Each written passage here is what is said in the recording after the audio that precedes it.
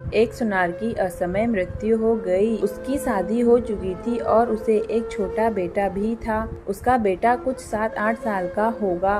सुनार के गुजर जाने के बाद उसकी सेविंग के सहारे इन दोनों ने कुछ साल बिताए। सेविंग खत्म होने पर सुनार की पत्नी ने अपने संभाल के रखे हुए गहनों की पोटली अपने बेटे को दी और उसे अपने एक रिश्तेदार का पता बताया और कहा कि हमारे ये रिश्तेदार भी सुनार हैं, इसीलिए वह हमारा भला चाहेंगे और हमें इन गहनों के बदले सही और उचित दाम देंगे। तुम उनके पास जाओ और इन्हें बेच के आओ।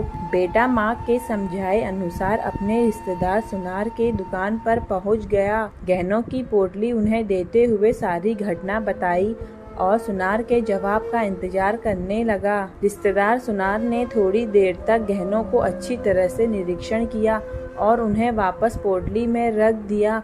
उन्होंने लड़के से कहा कि अभी इसका दाम अच्छा नहीं मिलेगा, एक काम करो, इन्हें तुम वापस घर पर अपनी माँ को दे दो और जब इसका सही दाम होगा तब मैं इन्हें बिकवा दूंगा। रही तुम्हारे खर्चे की बात तो तुम मेरे यहाँ मदद करने आ जाओ, तुम्हारे पढ़ाई का और घर का खर्च मैं संभाल लूँगा। लड़के ने उस दिन के बाद कई सालों तक अपने रिश्तेदार सुनार के यहाँ काम किया और साथ में पढ़ाई भी की। यहाँ पर काम करते करते वह सारा काम भी सीख गया और सोने चांदी को परखना भी। एक दिन सुनार ने लड़के से कहा, अब सही दाम है, इसीलिए तुम वह गहनों की पोटली लेकर आओ। लड़के ने घर जाकर अपनी माँ से वह गहनों की पोटली मांगी, क्योंकि वह अब सोने चांदी को अच्छे से परखना जानता था।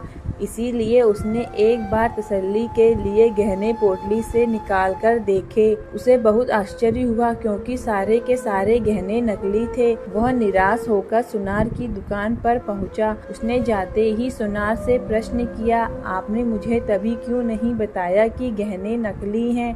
सुनार ने कहा, अगर तब तुम्हें गहनों की सच्चाई बताता तो शायद तुम लोगों को लगता कि तुम्हारे बुरे समय की वजह से मैं तुम्हारा फायदा उठाना चाहता हूँ, इसीलिए गहनों को नकली बताकर तुम्हारी मदद नहीं करना चाहता या उन्हें हड़प लेना चाहता हूँ। इसीलिए मैंने तुम्हारी मदद की और सही समय आने का इंतजार किया कि तुम्हें सारी सच्चाई बता सकूं। लड़के की आंखों में अपने रिश्तेदार सुनार के लिए कृतज्ञता के आंसू थे। उसने उन्हें धन्यवाद दिया और उनके पैर छुए। दोस्तों, हम में से कई लोग कहते हैं कि रिश्तेदार मतलबी होते हैं या रिश्तेदार हमारे काम कभी नहीं आते। माना कि सभी रिश्तेदार इस सुनार की तरह नहीं होते, लेकिन सभी रिश्तेदार मतलबी भी नहीं होते। हम अपने रिश्तेदारों के लिए खुद अच्छे रिश्तेदार बनेंगे, तभी तो हमें दूसरों से भी अच्छाई मिलेगी। दोस्तों, अगर आपको मेरी कहानी पसंद आए तो प्लीज़ लाइक एंड सब्सक्राइब करें।